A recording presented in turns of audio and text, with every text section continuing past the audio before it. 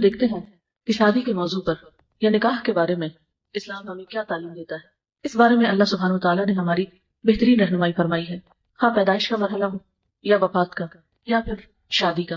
ان سب مواقع پر ہمیں بہترین تعلیم دی گئی ہے۔ جس طرح بچے کی تعلیم و تربیت ماں باپ پر فرض ہے، اسی طرح ماں باپ کی ایک اہم ذمہ داری یہ بھی ہے کہ شادی کی عمر کو پہنچنے کے بعد بچوں کا نکاح کر دیں، اور اس معاملے میں بلا وجہ تاخیر نہ کی جائے۔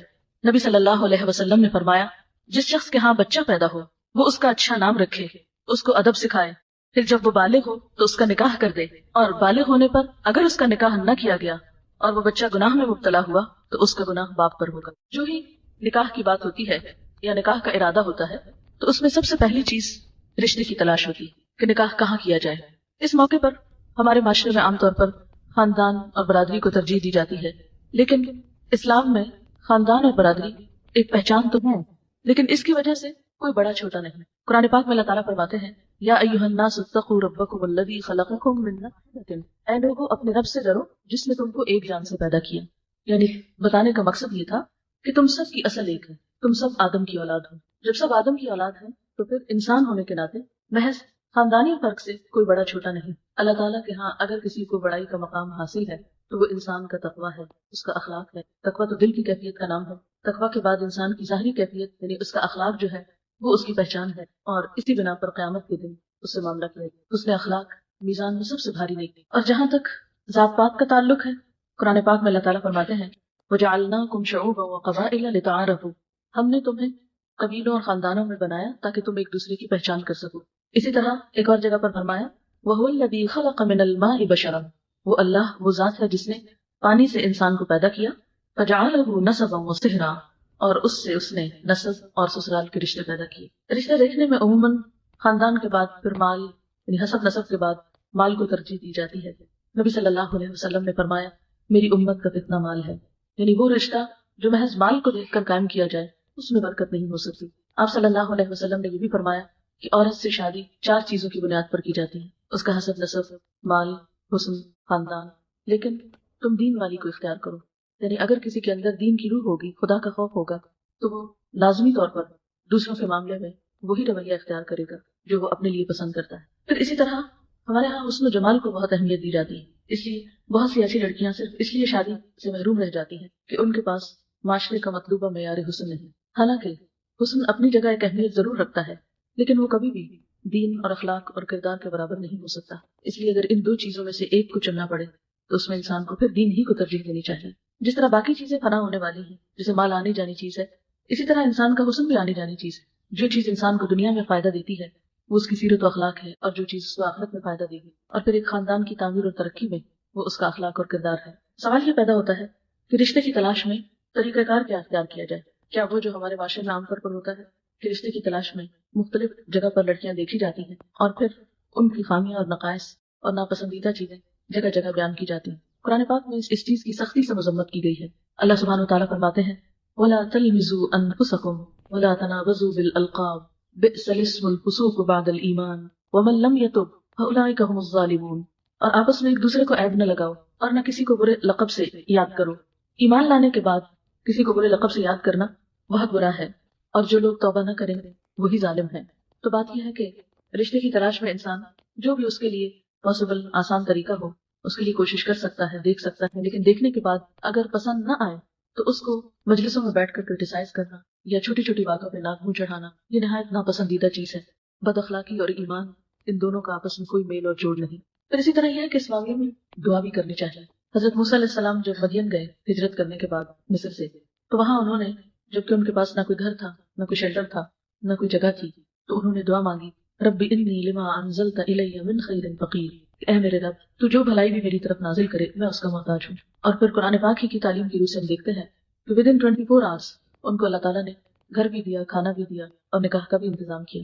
تو یہ دعا ہر وہ شخص پڑھ سکتا ہے جو رشتے کے لیے پریشان ہو، یا والدین بھی پڑھ سکتے ہیں اپنی اولاد کے لیے۔ پھر اسی طرح یہ دعا کرنا، ربنا هب لنا من ازواجنا وذرياتنا قرة اعین وجعلنا للمتقین اماما، یہ بھی مفید ہو سکتی ہے۔ پھر یہ کہ پیشکش براہ راست بھی کی جا سکتی ہے اور انڈائریکٹلی بھی پیغام بھیجا جا سکتا ہے۔ پھر یہ کہ عموماً ہمارے یہاں رواج ہے کہ لڑکے والے لڑکی کو پروپوز کرتے ہیں، جبکہ اسلام میں اس کی بھی قید نہیں۔ اگر کوئی اچھا رشتہ ہو تو لڑکی والے بھی لڑکے کو پروپوز کر سکتے ہیں، اور اس میں یہ کوئی عیب کی بات نہیں، یہ صرف ہمارے معاشرے کے اندر اس چیز کو عیب سمجھا جاتا ہے یا اپنی شان کے خلاف سمجھا جاتا ہے۔ مثلا ہم دیکھتے ہیں حضرت خدیجہ رضی اللہ تعالیٰ عنہا کی مثال، پھر اسی طرح حضرت حفصہ جب بیوہ ہوئی تو حضرت عمر خود جا کر حضرت عثمان سے کہتے ہیں کہ آپ میری بیٹی سے نکاح کر لیں، پھر حضرت ابوبکر کے پاس آتے ہیں۔ لیکن ہمارے ہاں اس چیز کو مائنڈ کیا جاتا ہے اگر اسلامی طریقے پر عمل کرتے ہوئے کوئی ایسا کر لے تو اس میں حرج نہیں ہے، اور ہمیں ایسی رسموں کو توڑنا بھی چاہیے کہ جو ہمارے معاشرے میں بہت سی پریشانی اور مشکلات کا سبب بن گئی ہیں۔ رشتہ بھیجنے کے بعد رشتے کے بارے میں چھان بین کرنا یا معلومات حاصل کرنا بھی ضروری ہے، اور اس میں بھی خاص طور پر جس چیز کی طرف توجہ دلانے کی ضرورت ہے وہ ہے صحیح مشورہ۔ اگر کوئی کسی کے بارے میں کوئی معلومات حاصل کرنا چاہے تو اس کو عدل و انصاف پر مبنی صحیح بات بتانی چاہیے، نہ تو کسی کی تعریف میں مبالغہ آرائی کرے اور نہ ہی بلا وجہ کسی کے اندر خامیاں اور نقص ڈھونڈ کر دوسرے کو متنفر کرے۔ اور ایک بات یاد رکھیں کہ چھوٹی موٹی کوتاہیاں تو ہر انسان کے اندر ہے، کوئی بھی شخص فرشتہ نہیں اور کوئی بھی شخص کامل اور مکمل نہیں ہو سکتا، اس لیے اگر کوئی بہت بڑا اخلاقی یا شرعی عیب نہ ہو تو چھوٹی موٹی باتوں کو موضوع سخن نہیں بنانا چاہیے، کیونکہ اس سے فساد پھیلتا ہے، اور ان اللہ لا یحب المفسدین، اللہ تعالیٰ فساد پھیلانے والوں کو پسند نہیں کرتا۔ ہم دیکھتے ہیں کہ نبی صلی اللہ علیہ وسلم کے زمانے میں حضرت فاطمہ بنت قیس کو دو لوگوں نے پیغام بھیجا، تو انہوں نے حضور صلی اللہ علیہ وسلم سے مشورہ کیا، تو آپ نے دونوں کے بارے میں درست بات ان کو بتا دی، اور پھر انہیں مجبور نہیں کیا کہ تم انہیں سے کس سے شادی کرو، بہرحال انہوں نے پھر اپنی مرضی سے ان دونوں میں سے ایک کو انتخاب کر لیا۔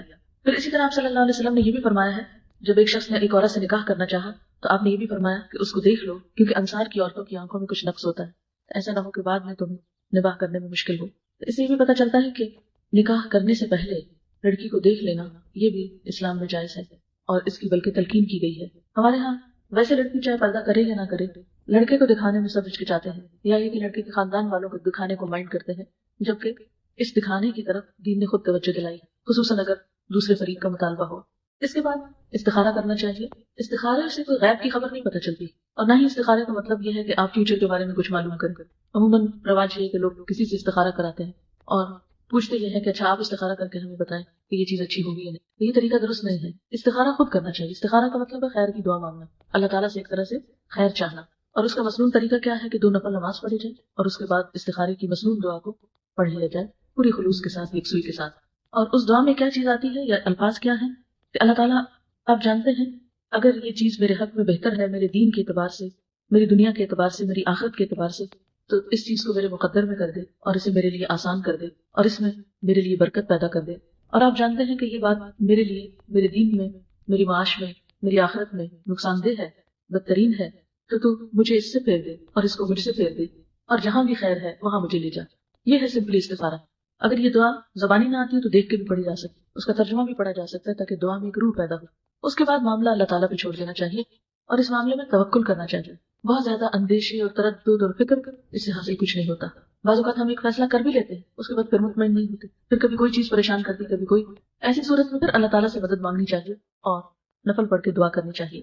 پھر اسی طرح ہم دیکھتے ہیں کہ جب استخارہ بھی کر لیا جائے اور دل ٹک جائے، کیونکہ استخارہ کرنے کے بعد عموماً اطمینان قلب نصیب ہو جاتا ہے، کیونکہ دعا ہوتی ہے خیر کی، اور اگر وہ چیز ہمارے لیے بہتر نہ اور دعا قبول ہو جائے تو اس چیز سے دل پھر بھی جاتا ہے۔ یہی ہے کہ وہ سبب پیدا نہیں ہوتا کہ جس سے بات بن سکے۔ اس کے بعد یہ ہے کہ بات پکی کر لینی چاہیے، جس کو عموماً ہماری اصطلاح میں منگنی کہا جاتا ہے۔ قرآن پاک میں اس کے بارے میں ذکر آتا ہے وَلَا جُنَاحَ عَلَيْكُمْ فِي مَا أَرَّضْتُمْ بِهِ مِنْ خِطْبَةِ النِّسَاءِ أَوْ أَكْنَنْتُمْ فِي أَنفُسِكُمْ، تم پر اس میں کوئی گناہ نہیں کہ تم اشارتاً یا کنایتاً ان عورتوں سے نکاح کی بات کہو یا اپنے دل میں پوشیدہ ارادہ کرو۔ تو خطبہ منگنی کے لیے استعمال ہوتا ہے، منگنی کا لفظ اردو میں بھی مانگنا، یعنی رشتہ مانگنے کے لیے بیسیکلی استعمال ہو۔ مانگنے کے بعد جب بات پکی ہو جائے تو اس موقع پر ایک طرح سے وربلی ایک معاہدہ طے پاتا ہے۔ ایسے میں انگوٹھی پہنانا یا کسی خاص فنکشن کا اہتمام کرنا سنت سے کچھ بھی ثابت نہیں۔ یہ بات آمنے سامنے بیٹھ کر بھی ہو سکتی ہے، یہ فون پر بھی ہو سکتی ہے، یہ ایک ملک سے دوسرے میں بھی ہو سکتی ہے۔ جب باقی تفصیلات طے ہو جائیں تو پھر زبان دینا جس کو کہتے ہیں، یہ زبانی وعدہ جو ہے یہ دراصل منگنی ہے، اور یہ وعدہ بھی ایک وعدہ ہے جیسے کوئی بھی اور وعدہ ہوتا ہے۔ یہ کھیل نہیں ہے کہ انسان ایک جگہ بات پکی کر لے۔ بات پکی کرنے کا مطلب ہے کہ وعدہ کر لے کہ ہاں میں یہ رشتہ دوں گا، یا ایک لڑکا یہ کہے کہ میں یہاں شادی کروں گا، اور پھر اس کے بعد کہیں اور کچھ تلاش شروع کر دے۔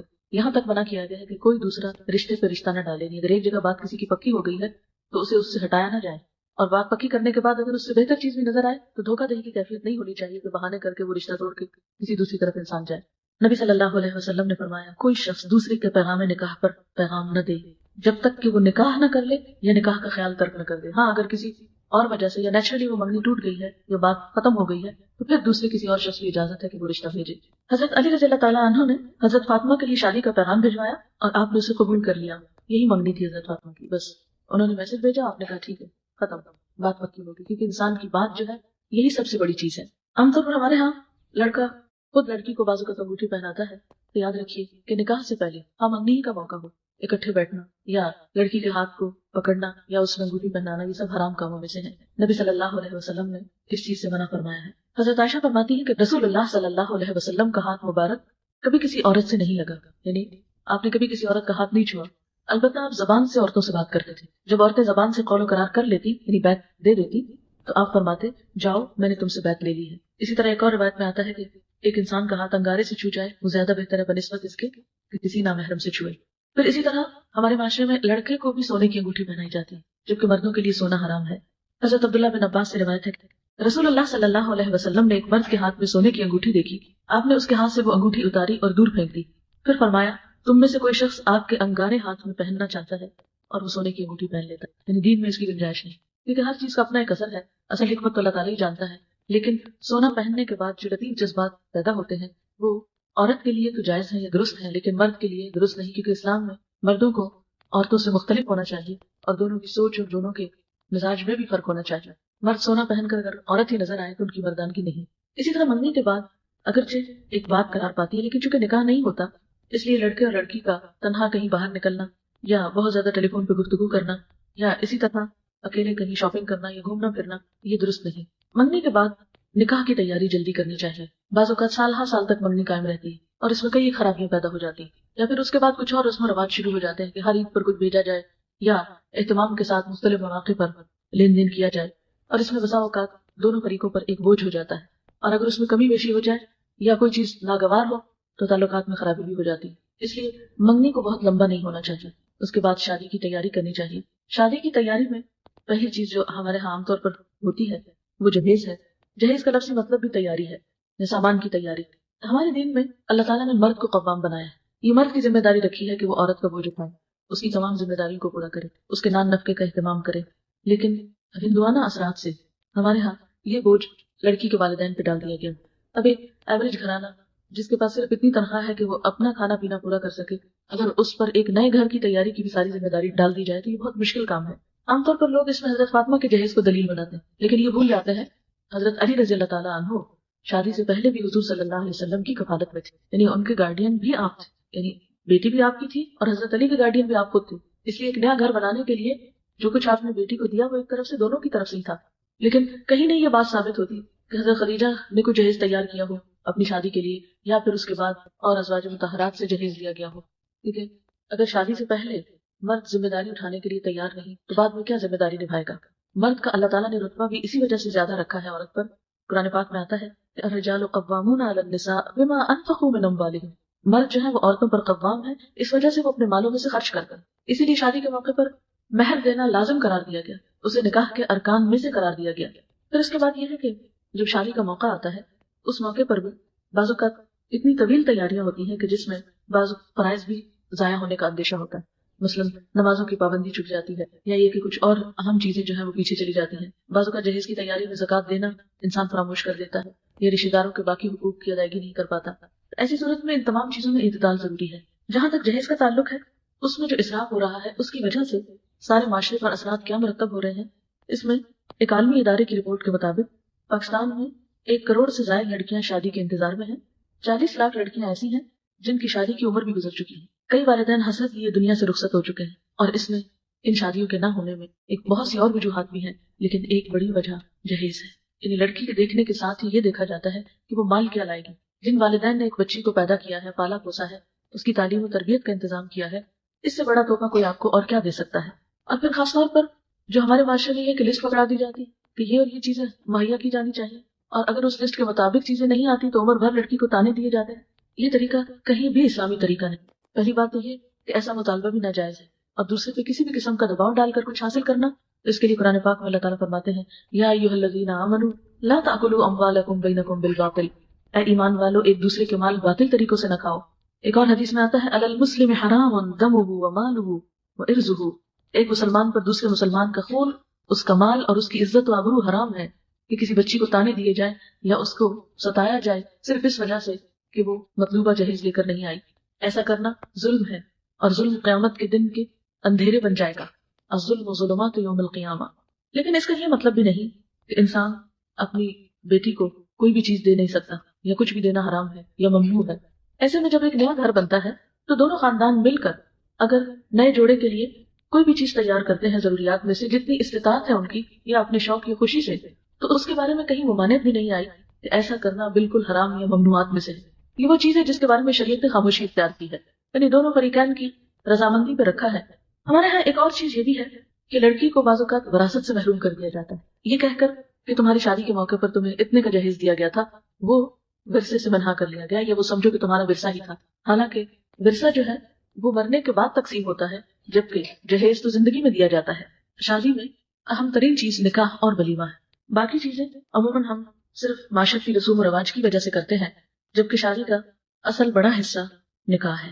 یہاں چلتے چلتے یہ بات بھی کی جائے کہ نکاح کرنا ضروری کیوں ہے۔ مرد اور عورت کا جو تعلق ہے اس کے بارے میں دنیا میں دو انتہائیں پائی جاتی ہیں۔ ایک انتہا یہ ہے کہ کسی بھی قانونی بندھن کے بغیر آزادانہ تعلق قائم کیا جائے، جو مرد جس عورت سے چاہے اور جو عورت جس مرد سے چاہے تعلق قائم کر لے۔ ایک دوسری انتہائی نظریہ یہ ہے کہ شادی کی ہی نہ جائے، اور شادی کا نہ کرنا بہت ثواب کا کام ہے، جیسا کہ بعض مذاہب میں کہا جاتا ہے۔ اسلام نے ان دو انتہاؤں کے درمیان ایک اعتدال کا راستہ بتایا، نہ تو اس تعلق کو بالکل بے لگام چھوڑ دیا اور نہ ہی اس کے نہ کرنے کو عبادت قرار دیا، بلکہ اسے چند پابندیوں کے ساتھ جائز قرار دیا گیا اور اس کے فوائد بھی بتائے گئے۔ آپ دیکھتے ہیں کہ اگر کسی بھی قانونی معاہدے کے بغیر ایک مرد اور عورت اکٹھے رہتے ہیں، اس میں آپ دیکھیں کہ کوئی بھی ایک دوسرے کے حقوق ادا کرنے کے لیے کسی کو باؤنڈ نہیں کر سکتا، کوئی صحیح معنوں میں ایک دوسرے کی ذمہ داری نہیں اٹھا سکتا۔ مرد اور عورت کا ایسا تعلق پھر ذاتی لطف اور خود غرضی کے لیے تو ہو سکتا ہے، لیکن شادی کا جو اصل مقصد ہے کہ ایک خاندان وجود میں آئے، نسل انسانی کی بہترین تربیت ہو، وہ پورا نہیں ہو سکتا۔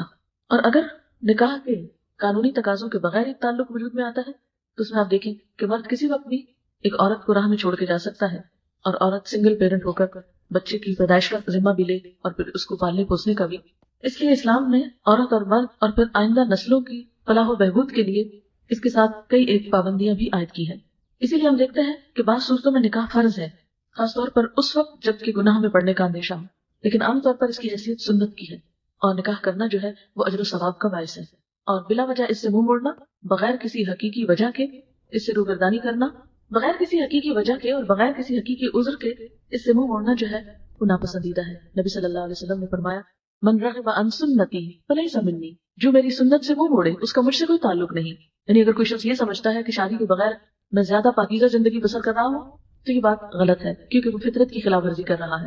ہاں، یہ الگ بات ہے کہ اگر اس کو موقع میسر نہیں اور وہ صبر کر رہا ہے تو اس صبر میں بھی اس کے لیے اجر ہے، اس کا حرام سے بچنا بھی اس کے لیے پھر باعث اجر ہے۔ اگر اسے کہیں بھی اندیشہ ہو کہ وہ حرام میں پڑ سکتا ہے اور نکاح نہیں کرنے کا کوئی موقع، تو روزوں کی کثرت کا حکم دیا گیا ہے۔ نکاح بنیادی طور پر انسان کو بدکاری سے بچاتا ہے۔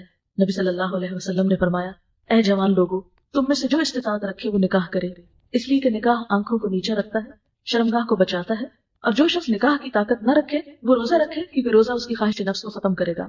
پھر اسی طرح انسان کو شیطانی خیالات سے بچاتا ہے، انسان کے لیے باعث سکون ہے۔ قرآن پاک میں اللہ تعالیٰ فرماتے ہیں، وَمِنْ آيَاتِهِ أَنْ خَلَقَ لَكُم مِّنْ أَنفُسِكُمْ أَزْوَاجًا لِتَسْكُنُوا إِلَيْهَا وَجَعَلَ بَيْنَكُم مَّوَدَّةً وَرَحْمَةً، اور اللہ کی نشانیوں میں سے ہے کہ اس نے تمہارے نفسوں میں تمہارے لیے جوڑے پیدا کیے، یعنی انسانوں میں سے ہی، تاکہ تم ان سے سکون پاؤ، اور تمہارے درمیان محبت اور رحمت پیدا کر دی۔ یعنی نکاح کے ذریعے دین مکمل کر لیتا ہے، لہٰذا اسے چاہیے کہ باقی آدھے دین کے معاملے میں اللہ سے ڈرتا رہے، یعنی شادی ہو کر آدھا مکمل ہو جائے تو باقی میں پھر خدا کا خوف کرے اور بیوی کے حقوق ادا کرے اور اپنی ذمہ داریاں پوری کرے، اس طرح بیوی شوہر کے حقوق ادا کرے اور بعد کی آنے والی ذمہ داریوں کو نبھائے۔ یعنی صرف یہ نہیں کہ انسان نکاح کر لے اور اس کے بعد اپنے فرائض سے غافل ہو جائے، تو یہ بھی اس کے دین کو نقصان دینے والی چیز ہے۔ آپ صلی اللہ علیہ وسلم نے فرمایا، 3 آدمیوں کی مدد کرنا اللہ کے ذمے ہے، ایک وہ غلام جس نے اپنے مالک سے آزادی کا معاہدہ کیا اور وہ ادائیگی کی نیت رکھتا ہے، نمبر 2 برائی سے بچنے کی نیت سے نکاح کرنے والا، اور نمبر 3 اللہ کی راہ میں جہاد کرنے والا۔ پھر اسی طرح نکاح نسل کی بقا اور حفاظت کا ضامن ہے۔ آپ دیکھیں کہ مغرب میں جہاں نکاح ختم ہوتا جا رہا ہے وہاں ان کی نسلیں بھی ختم ہوتی جا رہی ہیں، کیونکہ جب مرد اور عورت اکٹھے رہ رہے ہیں صرف اپنے لطف کی خاطر اور وہ بچوں کا وجود برداشت نہیں کر رہے، تو ایسی صورت میں اس آزادی کا نتیجہ کیا ہو رہا ہے کہ ویسٹ میں اس وقت تشویشناک حد تک ٹین ایجرز کی تعداد کم ہو گئی، یعنی انہیں اپنی آئندہ سالوں میں اپنی نسلیں ختم ہونے کا اندیشہ پڑ گیا ہے۔ اس کے برعکس آپ دیکھتے ہیں کہ مسلمان ممالک میں روز بروز تعداد جو ہے وہ بڑھتی چلی جا رہی ہے، کیونکہ شادی کا ایک مقصد اولاد پیدا کرنا بھی ہے۔ اسی لیے نبی صلی اللہ علیہ وسلم نے فرمایا، محبت کرنے والی اور بچے پیدا کرنے والی عورت سے نکاح کرو، کیونکہ میں قیامت کے روز دوسرے انبیاء کے مقابلے میں تمہاری کثرت کی وجہ سے فخر کروں گا. نبی صلی اللہ علیہ وسلم اپنی امت کی کثرت کی وجہ سے یعنی تعداد میں زیادتی کی وجہ سے فخر کریں گے. پھر اسی طرح شوہر اور بیوی کے درمیان کچھ فرائض بھی ہیں اور حقوق بھی ہیں، یعنی نکاح کے بعد ان حقوق کی ادائیگی بے حد ضروری ہے. مردوں پہ ذمہ داری ڈالی گئی کہ وہ بیوی کے حقوق ادا کرنے میں سب سے زیادہ جس چیز کا خیال رکھیں وہ ہے معروف، یعنی بھلے طریقے سے زندگی بسر کی جائے، اس میں کوئی ظلم اور زیادتی نہ کی جائے. پھر اسی طرح بیوی سے گمان اچھا رکھا جائے، اگر بیوی کی بظاہر کوئی عادت پسند نہ بھی ہو تو بھی صبر سے کام لیا جائے. فرمایا فَإِن كَرِهْتُمُوهُنَّ فَعَسَىٰ أَن تَكْرَهُوا شَيْئًا وَيَجْعَلَ اللَّهُ فِيهِ خَيْرًا كَثِيرًا. ہو سکتا ہے کہ تم ان کو ناپسند کرو، یعنی بیوی تمہیں پسند نہ ہو، لیکن پھر بھی توقع کیا رکھو کہ اللہ تعالیٰ اسی میں کوئی بھلائی پیدا کر دے گا. ہو سکتا ہے کہ اللہ اسی میں خیر کثیر پیدا کر دے. اور بعض اوقات چھوٹی چھوٹی باتوں پر دل برا کر لیا جاتا ہے اور دلوں میں گریں لگا لی جاتی ہیں اور ایک دوسرے کے لیے دل تنگ ہو جاتے ہیں اور انسان ایک دوسرے کا احترام کھو بیٹھتا ہے. تو ایسے موقع پر مرد کو یہ سمجھایا گیا کہ وہ اپنا دل بڑا کرتے ہوئے بیوی کے ساتھ حسن سلوک جاری رکھے. آپ صلی اللہ علیہ وسلم نے فرمایا کوئی مومن اپنی مومنہ بیوی سے نفرت نہ کرے. یعنی اگر بیوی کا دین اخلاق اچھا ہے تو کوئی اگر مثلا گھر کا کام نہیں آتا یا کسی اور وجہ سے کوئی اس کے اندر کمی بیشی ہے تو ایسی صورت میں درگزر سے کام لے. فرمایا کوئی مومن اپنی مومنہ بیوی سے نفرت نہ کرے. اگر بیوی کی کوئی عادت اس کو پسند نہیں تو ہو سکتا ہے دوسری پسند آ جائے. پھر اسی طرح معاف کرنے اور درگزر سے کام لینے کا حکم دیا گیا. پھر اس چیز سے روکا گیا کہ شوہر اپنی بیوی پر سختی کرے. آپ نے فرمایا عورتوں کے ساتھ اچھا سلوک کرو. عورت پسلی سے پیدا کی گئی ہے اور پسلیوں میں سب سے زیادہ اوپر کا حصہ خمدار ہے. اسے سیدھا کرو گے تو ٹوٹ جائے گی، چھوڑ دو گے تو خمدار ہی رہے گی. بس عورتوں سے اچھا سلوک کرو. یعنی جیسے پسلی کی ایک خاص شیپ ہے نا، اور پسلی جسم میں کتنی ضروری ہے. یعنی آپ کی یہ پسلیاں جو ہیں یہ آپ کا پورا جو آپ کے لنگس ہے، آپ کا ہارٹ ہے، ان سب چیزوں کی حفاظت کر رہے ہیں. اس لیے ضروری تھا کہ یہ خمدار ہو. اسی طرح عورت کی فطرت کے اندر بھی کیونکہ اسے بچوں کی پیدائش کا کام لینا ہے اور اس سے بچوں کی تربیت اور ان کی اپبرنگنگ کا کام لینا ہے، اس لیے اس کے مزاج میں ایک ممتا رکھی گئی ہے، اس کے مزاج میں جذبات زیادہ رکھے گئے ہیں. اس بنا پر اس کے اندر تمہارے جیسی اسٹریٹ فارورڈنس نہیں. اس کو پسلی سے تشبیہ دے کے بتایا گیا کہ جیسے پسلی میں خم ہوتا ہے ایسے ہی اس کے اندر بھی ایک اپنی ایک مرضی ہوتی ہے، خم ہوتا ہے. تم اس سے بالکل سیدھا کرنے کی کوشش مت کرو. اور کس طرح سیدھا؟ کیونکہ مرد کی سوچ ہے وہ مختلف ہے. یعنی جیسے تم سوچتے ہو ویسا مت ایکسپیکٹ کرو کہ بیوی بھی بالکل ویسے ہی سوچے گی. یہ جیسے تم کام کرتے تو بیوی کو تم اسی مطابق کام کرانے کی کوشش کرو. نہیں، عورت اور مرد کے مزاج میں فرق ہے، فطری فرق ہے. اس فرق کو باقی رہنے دو اور زبردستی کر کے اس کو ختم نہ کرو، ورنہ کیا ہوگا؟ ٹوٹ جائے. یعنی اگر تم ہر چیز اپنی مرضی کے مطابق کرانا چاہو گے تو یہ رشتہ قائم نہیں رہے. کچھ تمہاری مرضی ہوگی اور کچھ اس کی مرضی چلے گی، تب جا کر یہ نباہ ہوگا. پھر اسی طرح بیوی کے ساتھ حسن اخلاق کا حکم دیا گیا. آپ نے فرمایا خیرکم خیرکم لأہلہ وانا خیرکم لأہلی. تم میں سب سے بہتر وہ ہیں جو اپنے اہل و عیال میں سب سے اچھے ہیں اور میں تم سب میں اپنے اہل و عیال کے لیے اچھا ہوں. آپ نے فرمایا کامل ایمان والے مومن وہ ہیں جو اپنے اخلاق میں سب سے اچھے ہوں. کامل ایمان والے مومن وہ ہیں جو اپنے اخلاق میں سب سے اچھے ہوں اور تم میں سب سے اچھے وہ لوگ ہیں جو اپنی بیویوں کے حق میں سب سے اچھے ہوں. حضرت عائشہ فرماتی ہے کہ میں نبی صلی اللہ علیہ وسلم کے یہاں گھوڑیوں سے کھیلا کرتی تھی اور میرے ساتھ میری سہیلیاں بھی کھیلتی تھی. جب آپ آتے تو وہ چھپ جاتے. آپ ان میں سے ایک کو ڈھونڈ کر میرے پاس بھیجتے تاکہ وہ میرے ساتھ کھیلے. اسی طرح آپ صلی اللہ علیہ وسلم نے حضرت عائشہ کے ساتھ ایک موقع پر دوڑ لگائی، وہ آپ سے آگے نکل گئی. پھر کچھ عرصے کے بعد دوبارہ دوڑ لگانے کا موقع آیا تو آپ ان سے آگے نکل گئے تو فرمایا کہ وہ اس دن کا بدلہ ہے. یعنی شوہر اور بیوی کے درمیان تعلقات میں ایک خوشگواری کی فضا ہونی چاہیے. پھر اسی طرح شوہر کی اہم ترین ذمہ داریوں میں سے یہ ہے کہ وہ بیوی کے اخراجات کی ذمہ داری اٹھائے، اس کا کھانا پینا، اس کی آئندہ زندگی کی تمام تر ضروریات. اور اس سلسلے میں بچی کے والدین کو پریشان نہ کیا جائے. بعض جگہوں پر یہ رواج دیکھا گیا ہے کہ بچی شادی کے بعد جب پریگننٹ ہوتی، بیمار ہوتی تو ماں باپ کے گھر چھوڑ دیا جاتا. اچھا ٹھیک ہو جائے تو پھر آ جانا. پیدائش کا موقع ہوتا ہے تو ماں باپ کے یہاں بھجوا دیا جاتا ہے. فارغ ہو جائے تو پھر آ جانا. یعنی یا اسی طرح خدا نہ خاصہ کوئی اور ایسی بیماری ہو جائے تو اس موقع پر بھی بھجوا دیا جاتا ہے. تو شادی کا رشتہ صرف اچھے وقتوں کا رشتہ تو نہیں اور والدین صرف ذمہ داریاں نبھانے کے لیے تو نہیں. یہ کس قسم کا اخلاق ہے کہ ایک عورت سے فائدہ اٹھایا جائے اور اس کے بعد اس کی کوئی ذمہ داری قبول نہ کی جائے. پھر اسی طرح یہ ہے کہ عورت پر بھی کچھ ذمہ داریاں عائد کی گئی. قرآن پاک میں اللہ تعالیٰ فرماتے ہیں فالصالحات قانتات، نیک عورتیں فرما بردار ہوتی ہیں، یعنی شوہر کی بات مانتی ہیں. دوسری اہم ذمہ داری عورت پر یہ ہے کہ اپنی عزت و آبرو کی حفاظت کرے اور کوئی ایسا کام نہ کرے جس سے شوہر بیوی کی وفاداری میں شک کرے، کیونکہ شک رشتے کا سارا حسن ختم کر دیتا ہے. اس لیے ایسی تمام چیزوں سے بچنا چاہیے کہ جس میں آپس میں ایک دوسرے کے درمیان اعتماد باقی نہ رہے. اسی لیے عورت کے لیے لازم ہے کہ وہ شوہر کو اپنی محبت کا، اپنی وفاداری کا یقین دلائے. آپ صلی اللہ علیہ وسلم نے فرمایا عورت جب 5 وقت کی نماز پڑھے، اپنی آبرو کی حفاظت کرے تو وہ جنت کے جس دروازے سے چاہے داخل ہو جائے. آپ نے یہ بھی فرمایا خدا بھی ایمان رکھنے والی عورت کے لیے جائز نہیں کہ وہ اپنے شوہر کے گھر میں کسی ایسے کو آنے دے جس کا آنا شوہر کو پسند نہیں. کیونکہ ہوتا ہے نا شادی کے بعد بعض اوقات ہسبینڈس کو یہ نہیں اچھا لگتا کہ کوئی خاص شخص ان کے گھر میں آئے. کوئی میل وزٹر ہو سکتا ہے، بعض اوقات رشتے دار کوئی ہو سکتے ہیں جن کے آنے سے گھر میں فساد ہوتا ہے. تو ایسے میں عورت کو اپنے شوہر کو زیادہ ترجیح دینی چاہیے، اس کی بات زیادہ سننی چاہیے بنسبت اس کے کہ انسان باقی لوگوں کو زیادہ اہمیت. اور حقیقت یہ ہے کہ ازدواجی زندگی کی خوشیوں کا راز اس میں ہے کہ شادی کے بعد شوہر ہر دوسرے رشتے سے زیادہ اہم ہو جائے. ہم دیکھتے ہیں کہ اولاد کے لیے والدین کی اطاعت بہت ضروری ہے، لیکن شادی کے بعد ایک عورت کے لیے شوہر کی اطاعت والدین کی اطاعت سے بھی بڑھ کر ہے. مثلاً اگر والدین بلائیں کہ آج ہمارے ہاں آ جاؤ، یہاں نائٹ اسپینڈ کرو، اور شوہر اس چیز کو پسند نہ کرے تو لڑکی کو شوہر کی بات ماننی چاہیے، والدین کی نہیں. والدین سے آسان طریقے سے معذرت کر لے. پھر اسی طرح یہ ہے کہ عورت پہ یہ بھی لازم ہے کہ اپنی گفتگو، اپنے لباس اور اپنے اخلاق کے ذریعے شوہر کا دل جیتے. ہم عام طور پر محض لباس اور زیور سے شوہر کا دل جیتنا چاہتے ہیں، جبکہ یہ کافی نہیں. ٹھیک ہے، زیب و زینت عورت کا حق ہے، یہ ایک فیکٹر ہے، لیکن ہول سول یہی چیز کام نہیں آتا. اگر ایک عورت کی زبان اچھی نہیں، اس کی زبان میں مٹھاس نہیں اپنے شوہر کے لیے، یا اس کی قدر نہیں، عزت نہیں، تو محض اچھے لباس اور اچھا زیور جو ہے وہ شوہر کے لیے کچھ ویلیو نہیں رکھتا. وہ تو آنکھ اٹھا کر بھی نہیں دیکھے گا، کیونکہ انسان کسی کے مال سے بڑھ کر اس کے اخلاق کا قدردان ہوتا ہے. پھر اسی طرح یہ ہے کہ شوہر کی اطاعت ہر معاملے میں، سوائے ان معاملات کے جہاں اللہ تعالیٰ کی نافرمانی ہو رہی ہو، اور شوہر کے خاص حق میں خصوصاً اطاعت.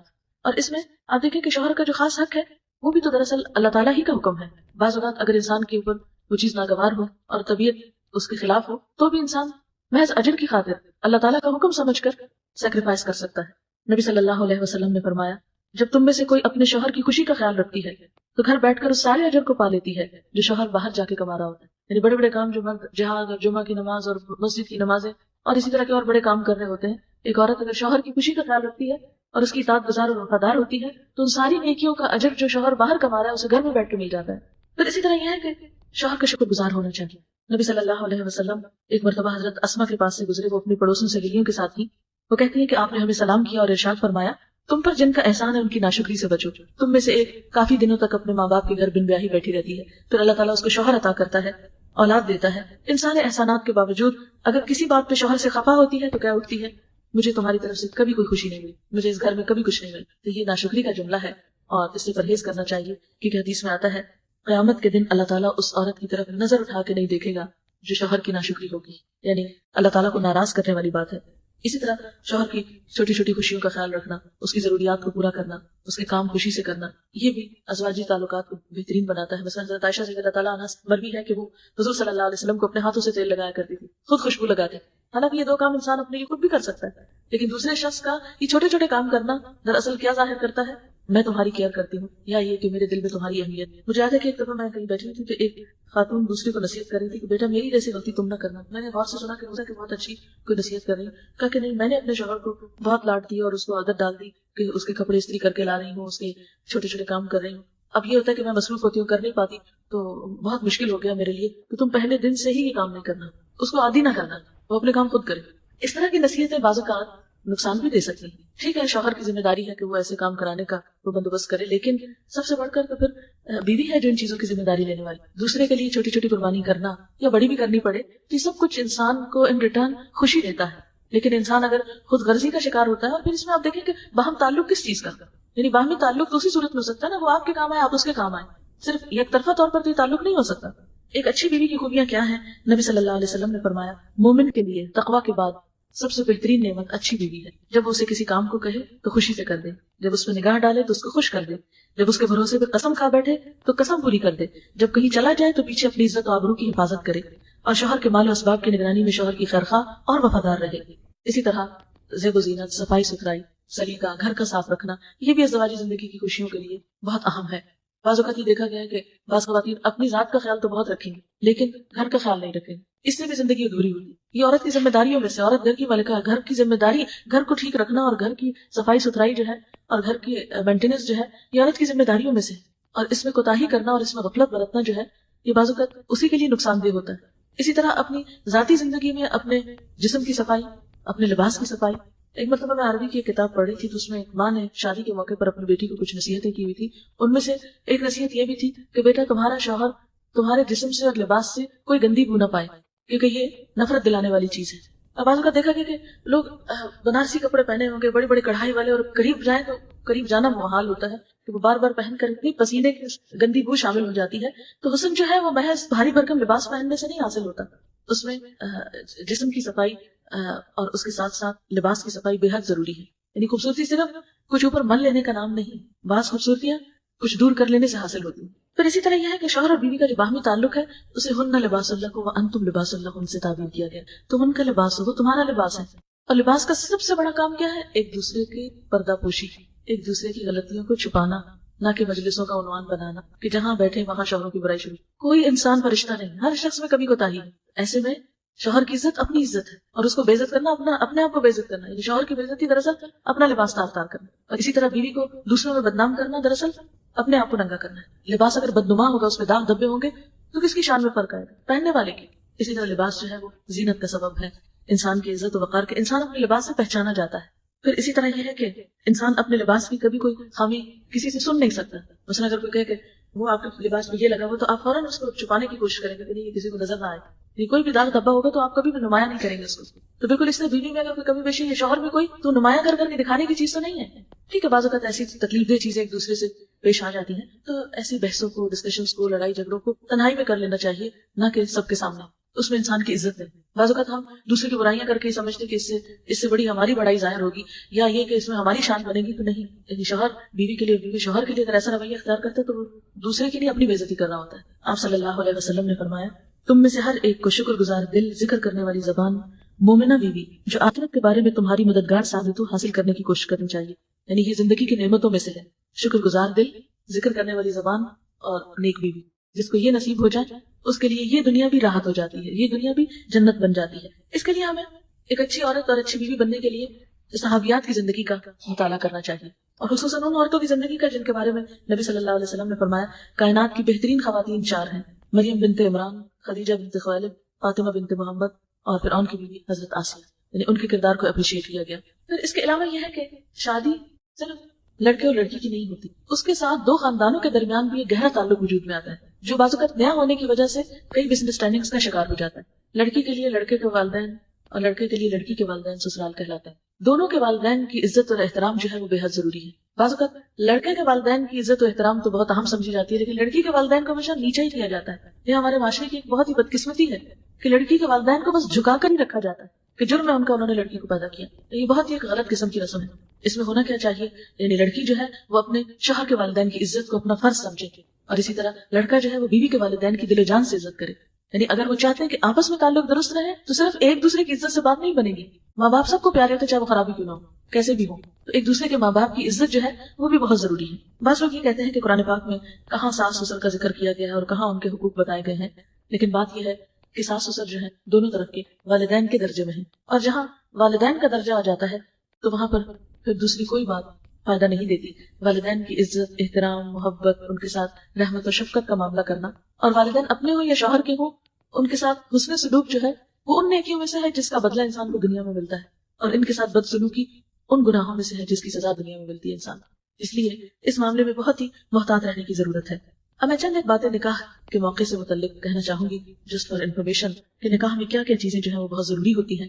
نمبر 1 یہ کہ ولی کی موجودگی. ولی یعنی باپ ہو سکتا ہے، یا اس باپ اگر نہ ہو تو کچھ اور رشتے دار ہو سکتے ہیں، لیکن ولی کا ہونا اس لیے ضروری ہے کہ یہ لڑکی کے لیے پروٹیکشن کا باعث ہوتا ہے. ہم نے دیکھو کہ ہمارے معاشرے میں بھی لڑکی لڑکے کے مقابلے میں کمزور ہوتی ہے، بعض اوقات اپنے حقوق کو خود پروٹیکٹ نہیں کر سکتے، تو ولی اس کے لیے یعنی ایک طرح سے اس کے سر پر ہاتھ رکھتا ہے یا اس کے لیے ایک سپورٹ بنتا ہے.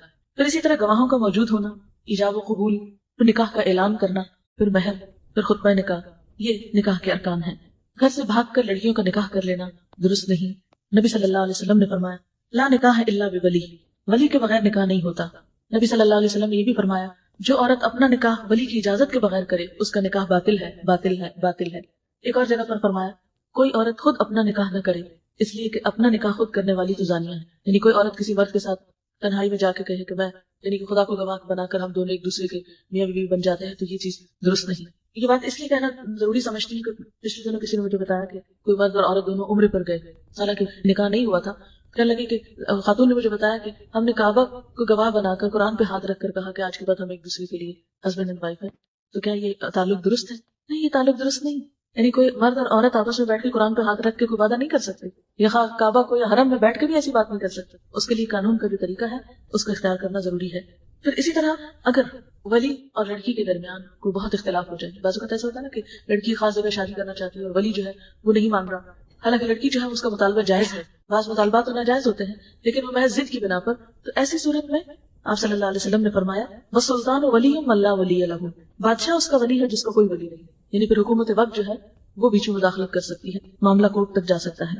آپ نے فرمایا اگر ولیوں میں جھگڑا ہو، مثلا ایک مان رہا ہے دوسرا نہیں مان رہا، تو بادشاہ ولی ہے اس کا جس کا کوئی ولی نہ ہو. پھر اسی طرح یہ بات بھی یاد رکھنی چاہیے کہ نکاح میں صرف ولی کا ہی کردار یا رول نہیں بلکہ لڑکی کی اجازت بہت ضروری ہے. آپ نے فرمایا بیوہ عورت کا نکاح نہ کیا جائے جب تک اس سے اجازت حاصل نہ کر لی جائے. اسی طرح کنواری لڑکی کا بھی نکاح نہ کیا جائے جب تک کہ اس سے پوچھ نہ لیا جائے. صحابہ نے عرض کیا یا رسول اللہ صلی اللہ علیہ وسلم کنواری لڑکی سے اجازت کیسے حاصل کی جائے؟ فرمایا اس کی اجازت ہی کہ خاموش نہیں. یعنی نکاح کے موقع پر اگر وہ خاموش ہے ضروری نہیں کہ بول کر کہے, لیکن رضامندی کا کوئی بھی ذریعہ ہو سکتا ہے, سر کا ہلا دینا یا شرما جانا, اس کا مطلب یہ ہے کہ وہ راضی ہے. آپ نے یہ بھی فرمایا کہ کنواری عورت اپنے نکاح کے لیے پوچھی جائے گی, اگر جواب میں خاموش رہے تو یہ اس کی اجازت ہے, اگر انکار کر دے تو اس پر زبردستی نہ کی جائے. یعنی جبرن نکاح یا سختی کے ساتھ یا مار پیٹ کے یا دھمکیاں دے کر ایسا نکاح کرنا جو ہے وہ درست نہیں. حضرت خانصہ بنت خزام انصاریہ سے روایت ہے کہ وہ بیوہ تھی اور ان کے باپ نے ان کا نکاح کر دیا جبکہ وہ پسند نہیں کرتی تھی.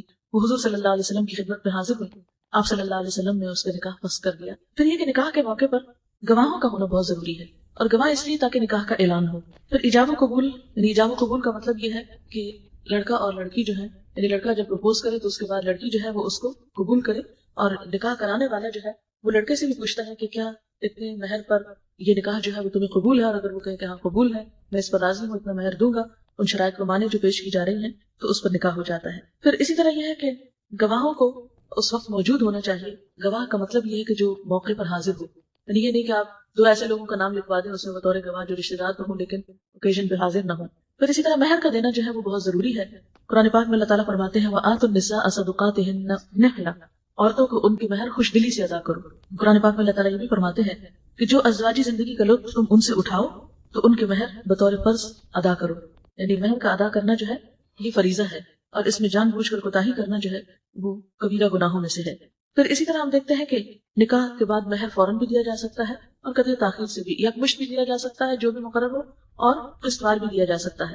پھر اگر کسی کے پاس مثلا مال نہ ہو یا دینے کی کوئی چیز نہ ہو تو تعلیم وغیرہ بھی مہر ہو سکتی ہے. اگر اس کا وہ تعلیم کا بندوبست خود سکھائے, بعد میں اس کی تعلیم کا ذمہ اٹھائے.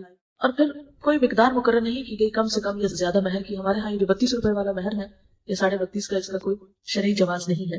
حضرت انس کہتے ہیں کہ ابو طلحہ نے ام سلیم سے نکاح کی درخواست کی تو انہوں نے کہا کہ تم تو ایک مشرک انسان ہو, فلاں شخص نے درخت کاٹ کے جو بت بنایا تم اس کو پوجتے ہو, تو میں تم سے شادی کیسے کر سکتی ہوں جبکہ میں ایک رب کو مانتی ہوں. ہاں اگر تم مسلمان ہو جاؤ تو یہی میرا مہر ہوگا. اس پر انہوں نے مہر اور کچھ نہیں لیا, ان کا مسلمان ہونا ہی ان کا مہر. یعنی کوئی بھی چیز جو عورت بطور شرط رکھ سکتی ہے جس کو مہر ہو پسند کرے, اور اس میں بھی عورت کی رضامندی ضروری ہے. بعض اوقات تو پوچھا ہی نہیں جاتا, خود ہی طے کر دیا جاتا ہے, لیکن آسان طریقہ یہ ہے کہ عورت کی رضامندی لی جائے. پھر یہ کہ بعض اوقات یہ کہا جاتا ہے کہ اچھا بعد میں طے کر لیں گے, تو اس میں پھر مہر مثل دینا ہوتا ہے. خاندان کی دوسری لڑکیوں کو جتنا ملتا ہے اسی کے مطابق طے ہو سکتا ہے. آپ صلی اللہ علیہ وسلم نے نکاح کا اعلان کرنے کو بھی کہا, یعنی خفیہ نکاح نکاح نہیں, یعنی چھپ کے نکاح نہیں ہو سکتا.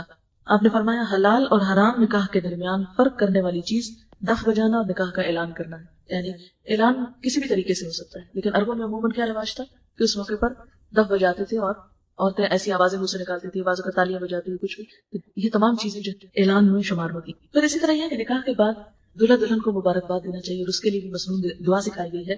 بارک اللہ لک وبارک علیکما وجمع بینکما فی خیر. بہترین الفاظ ہے جس کا ترجمہ یہ ہے کہ اللہ تجھے اور تم دونوں کو بہت برکت عطا کرے اور تمہارے درمیان بھلائی پر اتفاق پیدا کرے. یعنی بہترین دعا اس وقت کیا ہے؟ برکت کی دعا ہے. ہم دیکھتے ہیں کہ حضور صلی اللہ علیہ وسلم نے ایک موقع پر جو دعا دی وہ یوں تھی, اللہم بارک لہم وبارک علیہم, اللہ ان کو برکت دے اور ان پہ برکت ڈالے, یعنی برکت پر برکت. تو اللہ تعالیٰ سے دعا ہے کہ وہ ہمیں زندگی کے ہر موڑ پر اپنی اطاعت کرنے والا بنائے, ہم ایسے کام کریں جس سے وہ راضی ہو جائے, اور اللہ تعالیٰ ہماری دین و دنیا کے کام سنوار. دعا کر لیں. سبحان اللہ والحمد للہ ولا الہ الا اللہ واللہ اکبر ولا حول ولا قوة الا باللہ العلی العظیم. اللہم صل علی محمد وعلی آل محمد كما صليت على إبراهيم وعلى آل إبراهيم إنك حميد مجيد. اللهم بارك على محمد وعلى آل محمد كما باركت على إبراهيم وعلى آل إبراهيم إنك حميد مجيد. ربنا آتنا في الدنيا حسنة وفي الآخرة حسنة وقنا عذاب النار. یا اللہ پاک جو کچھ ہم نے پڑھا ہے اپنی رحمت سے قبول فرما. کوئی بات ایسی زبان سے نکل گئی ہو جو آپ کو پسند نہ آئی ہو تو ہم سب سے درگزر کر دے اور اسے دور کر دے. یا اللہ جو باتیں آپ کی مرضی کے مطابق ہوئی ہیں ہمیں ان پر عمل کی توفیق عطا فرما. یا اللہ ہمارے دلوں کو اپنی محبت سے بھر دے, ہمارے دلوں کو قرآن کی روشنی سے معمور کر دے. یا رب العالمین اس گھر پر اپنی خیر و برکت نازل فرما. یا اللہ ان کے جو بیمار بچے ہیں ان کو صحت عطا فرما. یا اللہ جن بچوں کی شادی ہو رہی ہے انہیں باہم بہترین اتفاق اور نباہ عطا فرما، یا اللہ ہم سب کے بچوں کو ہماری آنکھوں کی ٹھنڈک بنا، انہیں دنیا اور آخرت کی بہترین کامیابی عطا فرما، یا اللہ ہمارے والدین پر اپنی رحمت فرما، یا اللہ ہمارے تمام عزیز دوست رشتہ دار سب کے دکھ تکلیفیں اور پریشانیاں دور فرما، جتنی بہنیں یہاں آئی ہیں بیٹھی ہیں جنہوں نے دعا کے لیے کہا ہے، یا اللہ ان سب کی دعاؤں کو قبول فرما، ہم سب پر اپنی رحمتیں نازل فرما، یا اللہ تو ہماری دنیا اور آخرت میں ہر طرح کی بھلائیاں پیدا فرما، بیماریوں دکھوں اور تکلیفوں سے نجات عطا فرما، یا اللہ ہماری آخرت کو بہترین بنا، یا اللہ ہم سب پر اپنی رحمت نازل فرما اور تو ہم سے راضی ہو جا۔